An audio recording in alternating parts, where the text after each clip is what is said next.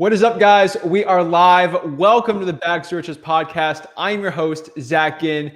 And in today's video, this is an exciting one, guys. We have Doug Aguilar from Houston, Texas. Doug is 21 years old, and he's going to show you how he makes over 6 figures a year in real estate wholesaling. He's doing $50,000 months. Like, he's doing insane deals, and he's just crushing it. I've been talking to him for a little bit, and his growth has just been absolutely amazing. And through the power of cold calling, he is absolutely crushing it in Houston. So, Doug, thanks for coming on today. Yeah, man. Thank you for having me on. Sweet, man. So let's get this out of the bat. I mean, how did you get started in wholesaling real estate? YouTube. That's it. I didn't have any mentors or coaches or anything like that. I just started researching YouTube videos. That's pretty much how I started. I just took action. Okay. So how old were you when you started? When I started, I was about to turn 20. I was like 19-ish. Wow. Yeah. So was that 2 years ago? Yeah, kind of a year and a half. Yeah. I just turned 21 in December. Wow. I mean, what was your life like before you started wholesaling? Oh man, I was doing construction. I probably made like $6,000 doing construction when I was 19, that whole year. Okay. Yeah. So, I mean, let's break this down because you're being very humble right now. I mean, your business is absolutely amazing. So can you break down the first process of you not doing the construction, starting to get your first deal, kind of how you put the pieces together, how you marketed the deal, how you got it, like the full thing? Yeah, I mean, so that my very first deal, it was October, I guess that's 2019, somewhere in that time. So that deal I was pretty lucky. I was doing research, wholesaling. So what we did is I went through on the county website. I was just looking up tax delinquents, and we called a list. And within that week of calling that list, we got a deal. It was a really small deal, but we still got it. And then so I got that under contract. I just threw it on Facebook to find a cash buyer, and I made a $1,300 assignment fee. So it was just cold calling and then throwing it on Facebook. Okay. And what was your cold calling script you did to get that deal? I was kind of making my own. I was just watching various different YouTube guys, just taking pieces from each guy and kind of made my own. That script sucked though, looking back at the one I use now. But that's pretty much how I made my script. I didn't pay for a script or anything like that. I just made my own from YouTube videos. Wow. So did you pay for like any mentorship at all? No, not when I started. No. In July of 2020, that's when I joined Brent Daniels' group. Oh, okay, cool. Yeah. And so when you started out, you got that $1,300 check. What did you do to kind of scale that up? Well, man, I didn't have a car, so I bought a car with that $1,300. I bought a car, and then I used PropStream, the 7-day trial, and I pulled a list, a pre-foreclosure list. And I got a deal from that list. That's what made me scale up. And I made $16K off that deal. Woo, jeez. Yeah, that was my second one. I mean, and that was in like February of 2020. Wow. Holy moly. I mean, the one thing I do have to say is, I mean, you were 19 getting that first deal, you're getting other deals at 20. I mean, you're going to have a lot of young people saying, I mean, I'm young too, but yeah. How did you get a deal at your age? I mean, why would a seller take you seriously? I mean, obviously you didn't have the money to buy the house. I mean, what would you say to those people who think that you can't get a deal or you're just too young to be doing deals like this? Yeah, I mean, it's pretty much just it's confidence, really just, I mean, not caring. I mean, you either do it or you die pretty much. You either get it done or you don't, or you stay where you're at. So that's pretty much what I just jumped into it. I didn't care what people were saying. Yeah, I got a lot of sellers that are like, oh, you can't buy my house, blah, blah, blah. But I just kept going. And then even my first deal, the seller, she told me I looked like I was 15 or 13. I can't remember which one she said. But then when we were at closing, I was there with them and they took it serious. Yeah. So I just took that confidence and brought it over to the next deal. Okay. And so what would you tell someone if they're trying to start this and, they're very nervous when they're meeting their first seller or something? I mean, what are some confidence tips you can give them? Oh man, that's tough. I mean, it's tough because I was really nervous, but man, I just really just suck it up. If you want to get it done, just suck it up. That's Okay. I mean, I still get nervous on deals sometimes. But yeah, I mean, I was really nervous back then, but there's really nothing you can do besides pushing through it. 'Cause, I mean, if you don't get through it, then you're not going to get anything done. Definitely. I mean, the next part here is, I mean, you did scale up. You did 1,300 checks, 16,000. I mean, how did you start getting to the point where you're doing the deals you're doing now? Because they're getting pretty impressive. Yeah, just I guess knowing my market more, knowing like where the sweet spots are at, knowing how to find them compared to the other guys that are doing, 7 figures a year, every year for a while now. Just getting the deals that those guys aren't getting, just stuff like that. Just finding a niche. I think if you really want to do really good coming on new, especially in a crazy market like this, you have to find a niche. Okay. And I mean, you're in Houston, which is just such a huge market. It's the third biggest city in the country. I mean, everyone's cold calling. So how are you becoming successful over other people? I mean, it makes no sense. Yeah. I mean, it's tough. It's tough, but again, I mean, it's really just I've done a lot of like coaching myself, just training as far as like sales goes, being able to talk to sellers compared to new guys coming in. Just being more personal with sellers, building a lot more rapport. That's a big thing that's really helped. And compared to guys just throwing out offers, stuff like that. Or like a huge operation where you're passing the phone to different, acquisitions guys, your cold callers, and then, the closers, just getting personal with them, making them seem like, it's just me, I'm a local guy. That's how I had a lot of success. Wow. Okay. And how are you building rapport there in Houston? It depends what kind of seller it is. Okay.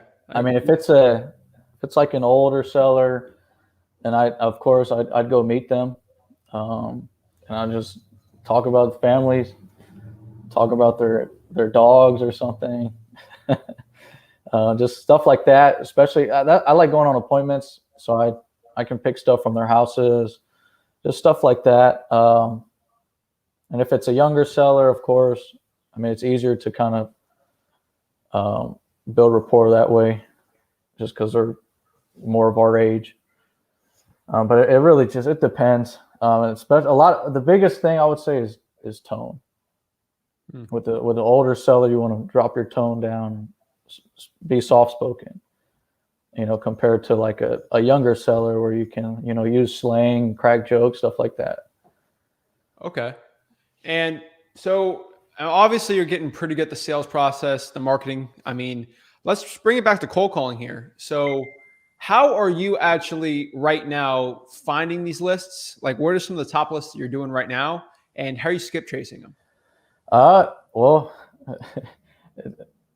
I get a lot of referrals, just from other wholesalers or even previous sellers that I've talked to, stuff like that. Also driving for dollars, and then some other lists like pre-foreclosures, tax delinquent, stuff like that. Just the typical thing that you hear. I'm not doing anything different.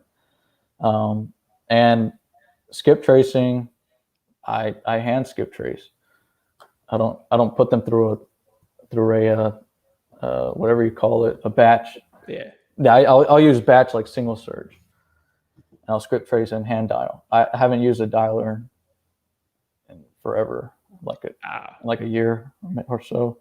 Wow. Is there a reason why you're doing that versus like a triple line dialer or something like that? Yeah, I mean, because even though I'm not hitting as many contacts, I'm able to get in touch with more people. Even though I'm not going through, so many leads, I'm able to get in touch with more people. Kind of just because I'm able to go one by one. So if one number doesn't work, I go to a different number. I call every single number, trying to get in touch with them. Okay. Interesting here. So what website are you using for the hand skip tracing then? I use a lot of True People Search or Batch. Yeah. I mean, True People Search, like, yeah, it's good. Dude, I can tell everyone, like, I'll drive by, I see a random house, like on the way from like just one deal to the other. I'll True People Search it. Pops up almost all the time. And I'll ask just to make sure. I'll be like, hey, is this John Smith? Are you the owner of 123? Yes, I am. Yeah. I don't know how they're pulling it because I know batch does credit, but like True People Search is, if they found a way to batch it, that's all I would use. I just don't. I've spent hours trying to figure that out, but that service is an absolute must. Yeah, everybody's trying to find the best skip tracing service, and True People Search is free, and it's I think it's one of the best. Yeah, 100% agree. Yeah. So in your operation right now, I mean, how many hours are you like dedicating to wholesaling? Like how many are you doing for the marketing, cold calling wise, the driving, the acquisitions process, the dispo? Like what is that all looking like right now? I mean, not as much as I should. I mean, I should be going 24/7. I mean, I do it full time, but I'll cold calling for maybe 3 or 4 hours a day doing hand dial, and then I'll maybe go on an appointment or sell the deal. I mean, selling a deal doesn't take me. I don't really do anything as that part. But yeah, most of my time is just going towards generating leads and closing leads. Okay. Do you like have a set schedule for the cold calling? No. Okay. No. For example, last week on like a Tuesday, like, do you know what time you're usually doing it? Is this like an evening thing, a morning thing? No, it's if I'm cold calling, it's pretty much all day. Nice. So a lot of times it's from like early afternoon to night, like 8 o'clock. Oh, wow. Okay. And the one thing I can tell you is I've had my fair share of cold calling back in the day, and I still cold call, I think every week on this channel here for people. But I mean, I've cold called 5 hours a day, like for a week straight for a year, almost 18 months. So I know how tough cold calling can get. I know it. I mean, what pushes you after like the second or third hour of just no's, F you, all the just annoying things out there? I mean, what pushes you to keep going? Okay. Before, because right now I'm like, I mean, you too. I mean, we're numb to it. It just rolls off our back. When people say that, I laugh or I'll mess with them a little bit. But before then, it's like I guess it's how bad do I want to become successful. I mean, there's really nothing else to it. I mean, you can get discouraged, blah blah blah. But I guess it's really just how bad do you want it. That's what kept me going, even though I would have people curse me out back then. And it was tough. Like I say back then, but like a year ago or so. I mean, it was tough trying to keep calling when everybody else is calling the same list. But then, it's just that hey, maybe my next call is going to be that deal. And that's the approach that I would do. And the next call, it would be a deal. You just get lucky, and it's that super hot lead that the seller's just like, come to my house right now. Man, I'm telling you, like you make it seem like it's simple, like with sellers like that, like a good cold calling deal. But every cold calling deal I've had has been like, yeah, sure, come by. I want to sell because of this. I'm like, this is weird. And then like it's if you didn't like do a cold calling deal and like you hear this, you might think it's weird, but it's 100% true. So back to the cold calling part. So you're doing 3 to 4 hours here. I mean, you're doing the hand dialing. you're kind of pushing through. I mean, when you were starting out, what was your why to keep going? Because obviously now you see the light at the end of the tunnel. You know a deal is coming. I mean, what was your why starting out? Yeah, I just want to be very successful and as successful as possible, and be able to have a successful family for, I mean, like future kids or family. Okay, That's good reason. that's my thing. Big, I like a big family guy. Yeah, me too. 100% agree there. So you're cold calling through. I mean, what does your process look like when you're talking to someone cold calling? Because if you and me are talking, it's pretty easy for us, but like we want to break down for someone who's newer here. So what's the script you're kind of using? Don't give out the secret sauce here, but like what's the general thing you're asking or looking for in a cold call to see if this is worth you actually go visiting them? Okay, yeah. So that's something I think I'm pretty good at, as far as not wasting time on bad leads. So I mean, I go straight when I open the call. It's, I mean, are you interested in selling it? And if it's a yes, then I ask them why. I don't go down questions of, oh, give me conditions, stuff like that. I go straight into rapport, like motivation. Why are you looking to sell? Have you thought about selling before, prior to me calling? And if it's a yes, then there's something there. If it's a no, then they're trying to win a lottery ticket. So that's how I do it. I use a script as far as for structure to know what questions to ask, when to get to them. But my main thing is trying to find their motivation and building rapport. Like I'll speak to them about rapport for 20 minutes before I go into condition, stuff like that, because I can find all that online. That's pretty true. And what are some triggers that you find when talking to a seller that's like, hey, I got to cut this out, on to the next one? If they don't want to give me a number, or at least I mean, you can tell if a seller's just fishing for offers. If they want you to give them an offer so they can go mark it up and have someone bid $1,000 more.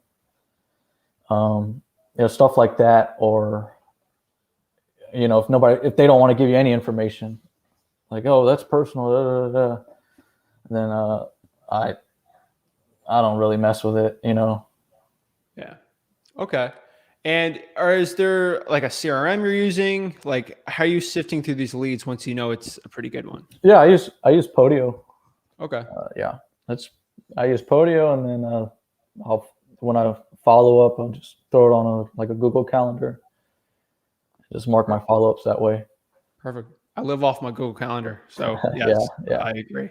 I mean, that part of the structure is like super important. I get a notification on my phone. That's what I do. Yeah. So the next part here is, what are your KPIs looking like? Do you keep track of them? Yeah, I'm starting to. Since last time we were speaking, yeah, I'm starting to track them now. I really haven't been. I mean, I know roughly my average deal for assignment fee, but now I'm starting to keep track of like leads or contacts to leads and stuff like that. Okay. So I'm starting to keep track of it. I'm still trying to get everything figured out. When you figure it out, you're gonna be the top guy. I'm excited. Oh man. So how many calls do you think roughly here? Because I mean, there's no exact science to this, to cold calling, but like how many calls, or like how much cold calling do you have to do before you get a deal? Oh man, it's pretty low. Probably I would say 20 good leads to get a deal. Okay. And what about the call wise? Like, so how many calls and like hours do you think until you get like a regular deal? It's probably I'll say 15 hours of just straight calling. Yeah. Yeah. But that's going through people that don't contact. Most of those are no contacts, right? Mm-hmm. But when it comes down to the people that I'm getting in touch with, it's pretty small. It's pretty small. Okay. And you said before here that a lot of your deals are coming from referrals or other sellers. referral wise, so how are you finding these people that are just giving you deals? Referrals are one of my favorite because $0 in marketing, no work. I mean, I cannot talk more like how much I love referrals. So how are you finding your referrals? And can you explain what the whole referral thing is for someone who doesn't know what it is? Yeah, I mean, it's networking. That's what it is. The more you network, the more people you talk to, the more people that know what you're doing, the more things are going to be thrown to you. So I talk to a lot of wholesalers, like newer guys or stuff like that. They need help on a deal, like I've done a few that are like probate stuff. They need help with it, so we'll just I'll do airships on them and sell them and JV them or whatever. Or I have sellers like the land deal I was telling you about. That was from a previous seller. We're going to talk about that. We're going to break that one down. That was from a previous seller. They just called me like this year randomly wanting to sell it. And then they own more property that they're going to sell to later down the line. Yeah. Oh yeah, of course. And then I've had another guy that I met through Facebook that I wholesaled one of his houses, and then he brought me a house that his friend had. I had him assign it to me, and I assigned it to somebody else. So he made $15K, and I made $20K on top. It's a great friend. Yeah. Wow. Okay. So it's just stuff like that, just networking, meeting a lot of people. I try to meet and network as many people as I can, just because it creates more opportunity. Mm-hmm. I mean, the networking is great here. I mean, really quickly, guys, like if you are in Houston, you need to contact Doug here. So like he's the guy to JV with. So let me pop the name on here, but right there, find this guy on Facebook if you're in Houston. Like JV with this guy, he'd be great. So the next thing I want to talk about is this land deal, because you told me about it, kind of blew my mind, and I wanted to break down a little more on here. Now, obviously, this isn't the average deal for you, or I mean, hopefully this is the average deal for you, but can you explain this land deal, like from start to finish? What is it? How much money you're making, and what are you going to do with the money? Oh man, I don't spend any money on marketing, so I just have everything sitting there in the bank. But this deal was a referral, like from a previous seller. It was actually it was 3 different properties. I bought all 3 myself. It was 3 different properties, 2 different sellers. One seller was a previous seller we did a deal with, or I did a deal with, and then a family member owned another property right next to it. So I got in touch with the family member. I bought all 3. And then I bought all 3 for 26, and then I listed it, and it sold for 110, and it closed last Friday. Wow. What was the net profit on that? Net profit was about 78 grand and some change. Oh my gosh. Wow. 78 grand. So you said you relisted it. So does that mean you actually closed on the deal? Yeah. I bought that deal. Bought yourself? I bought all 3. Yeah, I bought all 3 properties. Wow. And you just was technically wholesaling it, right? Yeah, wholesale land pretty much. I didn't do anything to it. I paid $100 for some drone shots, and it sold. I listed it and it sold in 6 days. Wow. And who are you listing it with? Like a regular realtor? Yeah. A friend of mine, his wife. So it was 1%. Nice, man. Yeah. That's good stuff. So 78 grand there. So you don't have a lot of marketing spend. So obviously you got to figure out what to do with the money there, but that's gonna be a fun one. Yeah. I don't know where to start, man. I don't spend any marketing. So it's all just sitting there. Like I have all this money in my bank, and I have to start doing something with it. I appreciate it. Hopefully something smart, but yeah, man. I mean, so many young wholesalers out there, like our age, 21 years old, that just go out there, they make a quick 100K in like a couple months. They go out, they buy the Lamborghini, like the Rolex, like everything, and they don't get the money back. So, that's insane, man. 78 grand at 21. Come on, guys. Like that's like, I mean, realistically, 18 months ago, before you start wholesaling, could you even imagine your life would be like this, or like you be making this money? No, I mean, about a year and 6 months ago, I didn't even have a car. Wow. That's amazing. I mean, geez. Yeah, but I'm still trying to figure it out, man. I leave a lot of money on deals. Like I just sold a flip. I made 17K off of it, and the guy flipped it and he made 90K off of it. So I leave a lot of money on the table still, because I'm still trying to figure it out. I get it. I'm figuring out, like, I'm trying to figure out my own market. Like, I made 20K a couple weeks ago on an assignment, and the guy's going to make 60, 70 on it. I was like, I had no idea. I was like, it's whatever. But that's so crazy. So back now to the acquisitions process, because I think this is probably one of the most interesting things about your story here is you're locking up these deals like very well.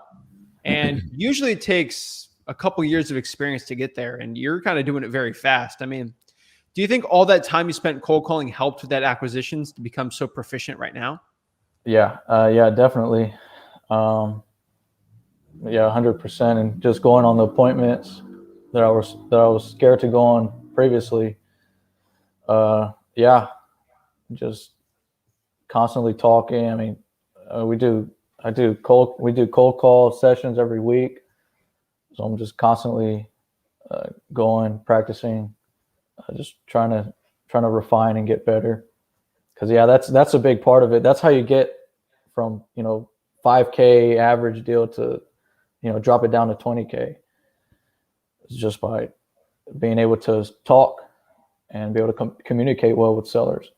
Definitely. I mean, the one question I have to ask, because I know there's a lot of newer people watching this, is like, Doug, like 18 months ago, were you a good talker? Was it easy just to talk to an old person and laugh it up with them and just like get deals like that? I mean, nah, man, even now, man, I'm not a big people person, so I'm really introverted. I mean, I don't go out, I don't party, I don't do anything like that. So yeah, going out talking to people I had to suck it up, because I don't like doing that. I mean, I still don't really like doing that, but I just had to suck it up because I just wanted to be successful. wow. I mean, that's amazing. I mean, so the acquisitions part now, like, I mean, I've said it before, like if you want to speed up the acquisitions, like the sales skills role, like just start cold calling. You'll market, you'll build up your sales skills, and it'll help you out so much. That's how I was able to accelerate from 17 to 18 on my acquisition, just cold calling all day. I mean, I just don't think I could have done this. I mean, do you think you would have had the same acquisition skills if you just did SMS instead of cold calling? No. And I talked to a lot of new guys, and they cold call, they get all the FUs, blah, blah. And they're like, man, this doesn't work, or this sucks. And they switch to text. And it's the same thing, just over the phone or just over text. You get the same responses. You're hiding. It's easier to hide. So I talk with a lot of guys that they'll stop cold calling and switch to SMS because it seems easier. But I still haven't done any deals through SMS. Not one. I've done a lot with cold calling, like time spent doing it. But I like SMS, but it's got its place, and it was a lot better back then. So, I mean, that's so crazy. I mean, the cold calling is just I cannot just promote it enough here. So, acquisitions wise here. So obviously we know how you're building this rapport. I mean, what is the whole process though? I mean, we know how you're building that rapport there, but like you walk in the door, you shake Mr. Seller's hand. What's the process from you shaking the hand to getting that amazing deal? Man, I'd say so. I go in, I meet them, and I say, so what's going on with it? And I just let them talk. I do very, very minimal talking. Like it's easy for me as an introvert because I don't really like talking in the first place. So I'll sit there and just let them talk. And sometimes my head wanders and I don't even pay attention. But I just let them talk. And they're just going and going and going. And then it's just to the point where I get the questions I need to get and then see where they're at on price. If they're not quite there, talk with them a little bit more, get their mind off of price, and then try to bring it back in. Just don't leave until you get, like at least a verbal commitment that they're going to move forward. Okay. And what do you get when you get some of the most dreaded questions or things on appointments, like, Doug, like, I really like you, seem like a great person, but I don't know. I don't know if I can make a decision right now. Is it okay if you come by next week, or I get some other people coming by? My buddy John here is coming by tomorrow. Like, what do you do there in that situation? Because it happens a lot. It's happening even more now. Yeah. I mean, I like to bring that all up front before I go on the appointment. So before I go on the appointment, I like to make sure they're ready to make a decision while I'm there. I like to get a verbal commitment on the phone before I even go on the appointment.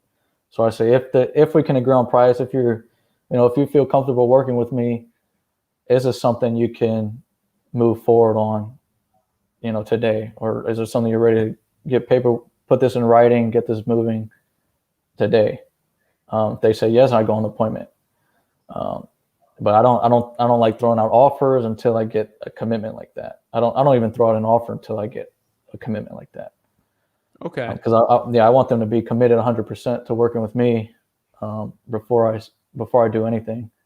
But yeah, if I go on the appointment like that, then I just dig in deeper as to why. Why is it? I mean, it's something. Is it price? I mean, you're waiting for your friend? Why? Is it because of the price? Is it Is it the timeline? Is it something you don't understand? That's just pretty much how I handle it. Okay. And I mean, what's your negotiation tactic like? Like, are you the person that goes out there, stupid low ball price, and then go from there? Or are you trying to get the seller's info, like, on their price? Like, how's that sort of working? Yeah, I throw the deal away. That's my number one thing that I do. Is I throw the deal away. If you don't have to. I want to basically be the last option. Why don't you list it on the MLS? Why don't you rent out the property? Stuff like. Why don't you fix it up yourself and make the most money you can? Because I already coached them. I'm gonna offer something low because I have to do all the work. If you want to make the most money you can, why don't you fix it up yourself and do the most you can? I'll even get a friend to list it for you at 1%. Wow. Just stuff you like can offer that. Yeah, I throw the deal away as much as possible, and then I want it to the point where they're wanting to sell to me instead of me trying to convince them to go with me. Even while we're doing the contract, I always ask. I mean, are you sure you want to? Are you sure you want to? Are you sure this is what you want to do? And then they're always yes, I'm sure. Dude, I do the same exact. Like, it's crazy how similar the negotiation style is, because I'm always leaving. I'm always telling them to go. Like, hey, yeah, I won't even make an offer. I'll just say I'm not your guy, and they're like, wait. I'm like, nah, it's not gonna work. But then to that point, I lowball. I lowball very low, but I still get deals. I mean, like, I just had a deal I locked up this past weekend. I had a buyer at 55. The guy was asking for 30. I came in. I already knew what I could sell it at. I offered 12, and we settled at 15. Oh. And so that's a 35, 40K assignment fee. Jeez, man, that's amazing.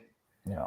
So let's get some questions from the audience here, and let's see what we got. So got some people saying, what's up? Let's go. Some mind blown here. Mark asks here, what service do you use for cold calling? They're using Call Tools. I'm using my cell phone. Okay. And Sideline. Okay, what's Sideline? It's just like a Google Voice. Yeah, I don't use Mojo or anything. Hand dial. But you are masking that phone number with like a different number. Or like a Google Voice. That's what Sideline is. It's just a different number. Perfect.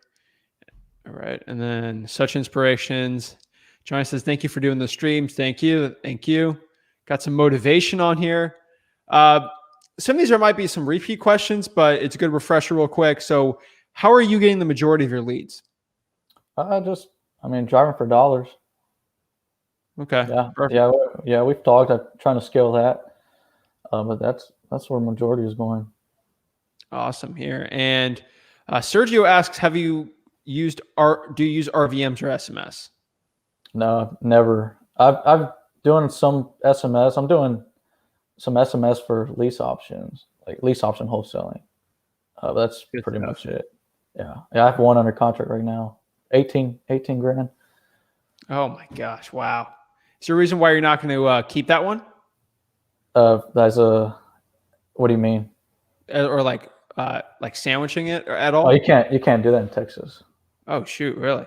Yeah, you can't do a sandwich now. So I have Man, to wholesale it. Yeah, I know. Okay. And so Garrett wants to know if you used any SMS. I mean, you're not doing that. So I have batch SMS. sweet.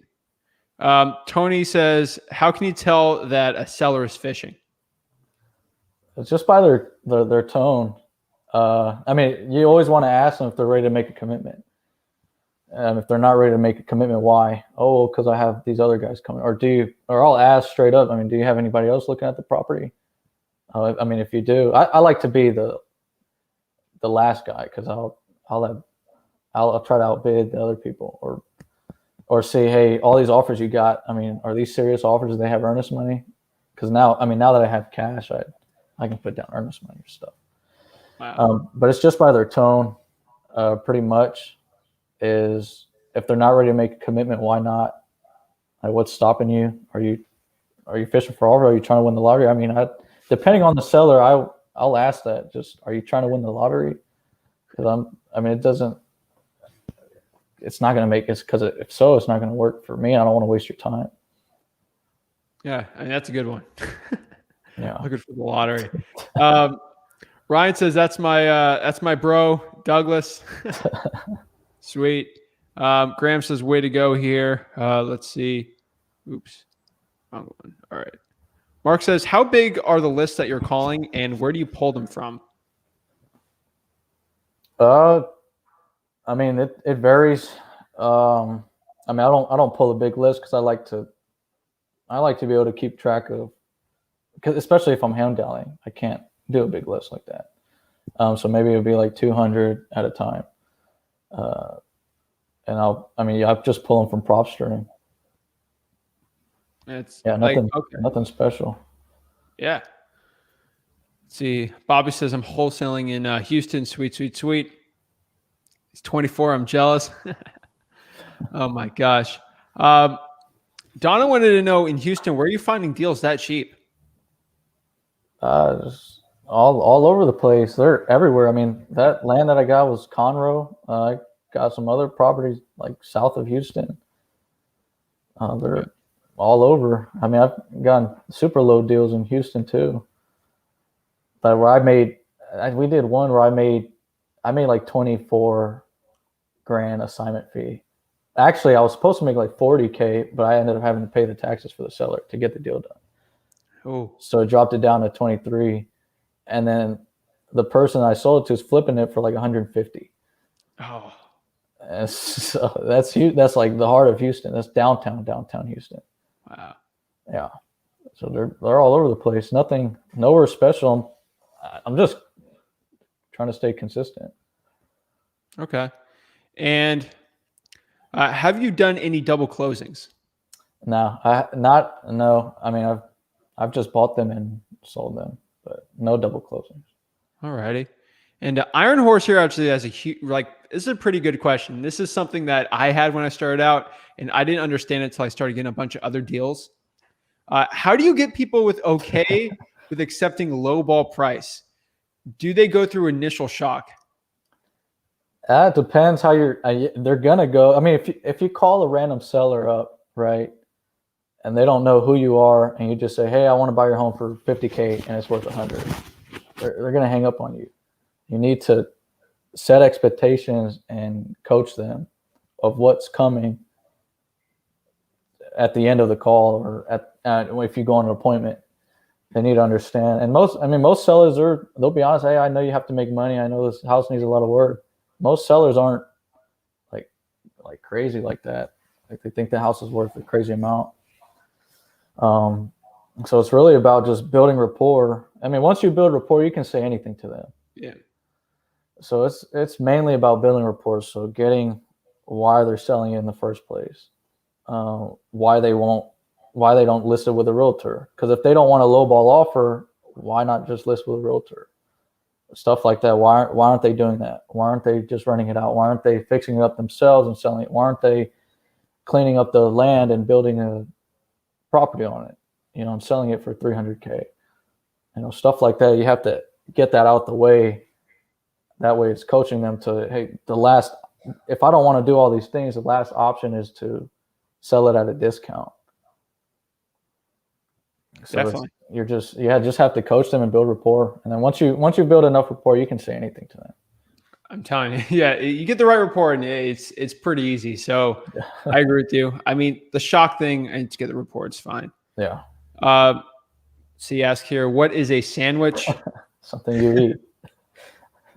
It's something you eat, but kind of like here in Florida, where it's basically we can get a creative finance deal, and then we can have someone who will do the terms to that. So more or less, if I agree to 5,000 down, 500 a month, and then the end price is 100K, I could find someone to do it for 7,000, 750 a month, and like 120, and then you make a spread off of that. So Texas, it's illegal, correct? Yeah, you can't do it here. Oh man, it kills me, breaks my heart. But Garrett says, I have a pricing call tonight with a lead for a vacant lot appraised for $680,000. Where should my starting offer be at? The land is heavily forested. What's your opinion, Doug? I mean, if a cash buyer is willing to buy it, if you have to figure out appraisal's fine and all, but you have to figure out if you're going to wholesale it, properties like those, they're good to buy them and then throw them on MLS. But you might have to wait a while to find the right buyer. But if you want to sell it and wholesale it, you're going to have to do it pretty quickly. So you have to find a cash buyer, a developer, somebody that's going to buy the land. And I would say for properties like that, I would say the best thing to do is reverse engineer and find a buyer first, get a feel of what they're looking for in the area. That way you know exactly what you can offer and you have confidence there as far as if you need to submit earnest money, you can have the buyer do it on your stuff like that. But if a cash buyer is willing to buy at 680, then you just have to get it under 680. So I would reverse engineer and look for a buyer first, see exactly where they would want a property like that at. It's great advice. I mean, that $70,000 land deal you did, I mean, how did you figure out, because obviously you're not going out there blind, just buying random lots of land for what you don't even know the price. Yeah. Like, how did you do the research to figure out you could make that spread? So that one was actually pretty interesting. I didn't plan for it to be that much. What I kind of reverse engineered it. I was looking at sold comparables just in the area, and it was kind of in this rough estimate of like maybe 15 grand a piece, like a rough estimate.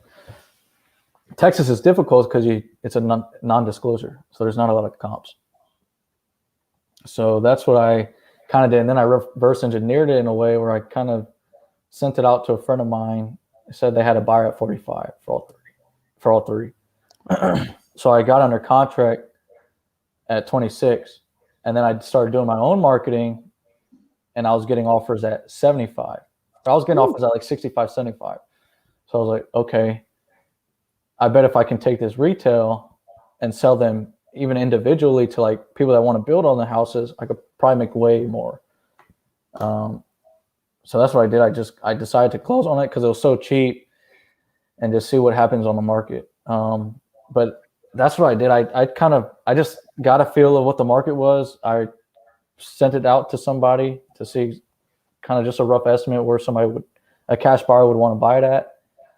And then I felt confident enough to get under contract, and I started doing my own marketing, and I started seeing what other people what it was really worth. I mean, that's the best arbitrage of all. Yeah, that's killer. I mean, do you have any other tips for like if you're in a non-disclosure state on finding comps? Man, it's pretty tough. I look at various different platforms because they're all different. Like Zillow would have some that Redfin doesn't have, and HAR would have some that like 8hard.com would have some that aren't on any of the sites. So I look at each platform, kind of run numbers on each. I kind of get an estimate on each platform, and then I'll go on PropStream and look at their comps and go in more depth on houses. That's pretty much how I've had to do it. Is just looking at various different platforms, even ask some people for MLS access, stuff like that. Yeah, but it's pretty tough. Yeah. So pretty standard here. So you're using a cell phone with the sidecar there. Oh yeah. People are just confused here. They're like, "There's no way." Yeah. Yeah. Wow. This hand dial. I pay for batch, but I've never used it. I've paid for like 6 months. I've never used it. Oh my gosh. Mr. Cava says, how do you get through a stubborn seller? Stubborn how? I guess. I mean, stubborn on they don't want to give you any information. I would say that. Or like they're just very, I don't know, not even like built like, hey, how's your day today? It's good. How much do you want to sell? How much do you want to buy this property for? Like, that's what I'm guessing. Well, I mean, it's hard. You really have to understand personality types. Like if you called me about a property, that's how I would answer. Yeah. How do you want to sell it? And I'm really not a motivated seller in the first place, unless you made a crazy offer. But I talk to them. If they want to get straight to the point, I'll talk to you straight to the point. I don't want to waste your time. I'm not going to waste my time. Let's get straight to the point. If you can't open up and tell me some information about the property, then how do you expect me to buy it? You punch them right in the mouth. Stubborn sellers like that are straight to the point. You have to be super direct with them and straight to the point. Because if you're all these other wholesalers that are like, oh, try to go through questions with them, these guys, they get annoyed and they hang up. They don't want to go through that. They want somebody just like them who's straight to the point. Yep. So however the seller is, you need to match exactly how they are. That gives you the best chance of getting a deal. Be a chameleon. That's what it's all about. Yeah. What are the personality types that you look for in the sellers? Like, how many have you boxed for your own business? Like looking at different sellers. I mean, all of them pretty much. Drivers, like the social conscience, the talkative ones that tell you everything, and then the analytical ones. Yeah, pretty much all of them. I've lost a deal with each one, and I was able to. An analytical guy, like an example, I had one deal where I sent like a 1-page contract to, right? And this guy, he's smart. He owns property. He owns like $1 million property, and this was like an easy $15K deal. And I lost the deal over another investor, and he actually liked me more because the contract that the other investor used, it was the Trek contract. It was like the whole 13 pages. Yeah. And that's what he liked because he's an analytical guy. So he went through each page and it covered the most protection. If I would have sent the same contract, I would have got that deal. But since I didn't realize what kind of seller he was, I sent a 1-pager and I lost the deal. But same thing going to like an older seller. You don't want to send an older seller 13 pages because you're going to scare them. You want it to be short and sweet, 1 page. Look, this is what we're agreeing to. It makes them feel comfortable. You need to understand your seller, and you need to understand what kind of personality type they are. Because if you don't do everything according to that personality type, you're going to lose the deal to somebody who understands the personality types. I agree. I'm telling you, these are important lessons to have, though. They'll make more money than what you'll lose. What CRM are you using? If you're going to answer that again. Podio. Me too. Are all of your deals local or virtual? They're all local, but I do like the lots in the properties that I bought that we're talking about. I never even went to go look at them. I'll do some virtual in my market. Like I don't go on the appointments, or I'll just lock it up over the phone and sell it over the phone. But everything's local. It's all Houston area. I haven't done a deal anywhere else. Okay. Let's see. You like driving for dollars. My preference would be virtual. If I get something under contract in another state, should I fly out to get a deal done, or can I break everything down virtually? You don't do a lot of virtual deals then, right? Not in other states, but Yeah. I would say if you get under contract virtually, you don't need to be able to sell it. You don't need to fly down there to sell it. Yeah. The hard part would be getting it under contract virtually. If you can get things under contract virtually, you're good. All you need is boots on the ground, another wholesaler or something, and you can find that easily. Great here. And then Gian says, while cold calling, do you ever get brush offs initially? If so, how do you get past them? Oh yeah, I just had a good lead the other day. Actually, a cash buyer that I worked with sent it to me to get in touch with the owner. So I called them, and they didn't want to sell the property. They said, no, I'll never sell it. And they were getting ready to hang up, and I asked the magic question is, do you have any other properties you want to sell? And they had a $700,000 property that they're wanting to sell. Woo! So I'm working on that one. Nice. So that's a question that I'll ask if they shut you down. Wow. And then Doug, in your past 18 months, how many times have you gone to see a seller and they said, wow, you're way younger than I thought over the phone? It's I don't know. It's getting, I haven't had it in a while. Oh my gosh. But I had so many starting out, so many. Yeah, I've had a lot too. I mean, a lot of people, they say I sound older over the phone. When they see me, they like, oh, how old are you? How'd you get started? And you tell them the truth, right? Yeah. Well, I mean, I just got into it. I don't get into it. Yeah. I mean, you got to be upfront with the sellers. Like I've had sellers ask me when I was 19, how old are you? I said 19. They still got the deal. It doesn't matter. Oh yeah. No, I tell them how old I am. They're like, what? Lato says, when did you decide you've called through a list enough?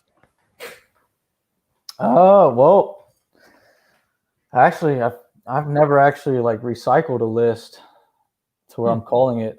I'm still, man, trying to get things figured out. I haven't had to do that, but I would just say if you're just getting, you don't want to be calling the same list everybody else is calling, because you're going to get the same answers everybody else is getting. So I would say, I mean, that's once your contact rate is super low, I would say that list has pretty much already been hammered through so many times. Agreed here. Sergio wants a role play for different scenarios. I don't think we're going to a 4-hour role play here, but really quickly, can you give me your pitch really quick on the cold calling, and like how do you set up the appointment? Like not a role play wise, but like what's the pitch in the beginning, and how do you set it up to call them back or get the appointment? Another question is like, do you set the appointment right there on the initial call? Yeah. Well, no. Okay. If I set a phone appointment, another callback. I do 2 calls, either if I'm doing virtual or appointment. My first call is building rapport, trying to get time frame, motivation, price if I can, and just all that stuff in the first call, initial call, get them to like me. And I say, okay, let me look at the property and I'll call you. Can I call you whenever? And I'll set the appointment. And then my second call is when I try to get the deal locked up, either virtually or set the appointment. You know, if they're in the same ballpark of price and they're ready to sign a contract. Perfect. And any book recommendations? Yeah, I'll say, I mean, Rich Dad Poor Dad is it's a good one. Number one. But then I'm also reading or listening to Traction and the EOS. Good stuff. Good stuff. No. Mark wants to know really quick, is this a one-man operation you got going, or do you have a small team? It's all me. Perfect. Tianda asked here, how do you break down ARV and comps? I think we went over that a little. You're in a non-disclosure state, so it's a little different for him. Yeah. Okay. And last question here from Jacoby is, how do we get in contact with you? Hopefully, if they have a deal they want to send over your way. Yeah, Facebook's the best way. That's all I have. Yeah, nothing. I don't know if I could put down my phone number, but I probably wouldn't. I would have you vet someone because there's a lot of people watching this. And guys, like we just hit 8,000 subscribers today. So first of all, thank you guys for watching this. This is absolutely amazing. But I'd be careful putting your phone number on this one. But Doug's a certified beast. I love it. I love it. Man. So my last two questions for you here, Doug, is first of all, what is your follow-up looking like? And are you getting a lot of deals off of follow-up? And how are you using Podio with your follow-ups? Basically just all I use Podio for is to track when to follow up. That's it. Or I'll throw it on my Google Calendar, or they'll sync together. It just gives me the general synopsis of what the sellers, what their deal is, whatever, and then when to contact them again. But I mean, my follow-up is, if I don't get in touch with the seller, I show up to their door. I get to their door, I get in their face, and I don't leave until I get what I was looking for. So that's how I follow up. If they don't answer the phone after multiple times, I show up at their door. That is the mindset you need. And that's the mindset that have gotten me so many deals. I've had follow-ups like that, and they were always my best deals. Yeah. So yes, don't be creepy. But I don't like waiting around. I like to hunt, like you say. I like fishing. I say fishing because hunting seems too aggressive, but what Doug was explaining there is I love cold calling. The way I like it is because I don't like to sit around and just send direct mail out and hope I pray I get a deal. Like I want to go out there and get it. Yeah. Like I just, the Amazon things, like you want it to come to you or you want to go get it. I'd rather get it. It's quicker, it's faster, and it's a lot more predictable. So that's what I explained. I call it fish. That's all I want. All I want, and I tell sellers this all the time, all I want is a yes or no. So I know not to bother you again, or that we can do business, but maybe something's in the way, and try to get that out the way. But that's all I want. I just want a yes or no. I hate when they don't answer your phone or anything like that. I hate it so much I'll show up at your door to get a yes or no. And usually it's a yes. They just scared and they need a little push. Definitely. So the last question I have here is, this is the Bags to Riches podcast. So I started out $300 at 17 years old, and I asked every single guest this. So Doug, if you had $300, what would you do to become the next Doug? The same thing I do right now. That's what I don't use any of my marketing calls, and it's just being proactive, looking for opportunity, and just constantly walk for dollars, whatever, do virtual drawing for dollars. And if you find a property, get a free ride from Uber and they'll show up at their house. Definitely. Stuff like that. Yeah, that's what I do right now, and that's how I don't have any marketing costs. Perfect. And so if someone needs a hold of you, they just go to Doug Aguilar on Facebook. Yeah, Douglas Aguilar. Yeah. Go ahead. Douglas Aguilar. Douglas Aguilar there. So, okay. Message him, send him your deals. He'll get them sold. Great dude. So I appreciate you coming on here. Again, is there any parting thoughts you have for the guests before we sign off today? For the audience. I mean, it's really that it's possible, and it's a simple business. You just have to stay consistent and be proactive. Perfect, Doug. Yeah. Thanks. I really appreciate it, guys. No gurus. No gurus, man. I'm telling you, no gurus in this place. That's it. So that's it, guys. So yes, we hit 8,000 subscribers. I really appreciate it. This is our 8,000 subscriber special. I'm getting some comments here. What's his Instagram? I don't think he has an Instagram, right? No Instagram there. But 8,000. Thank you guys so much. If you guys want, every Friday we do a Zoom. Doug's sometimes on those things. Always. Wholesaling Houses for Real Facebook group. That is my mastermind. That is my free course. No gurus, no selling, nothing like that. So I really appreciate it, guys.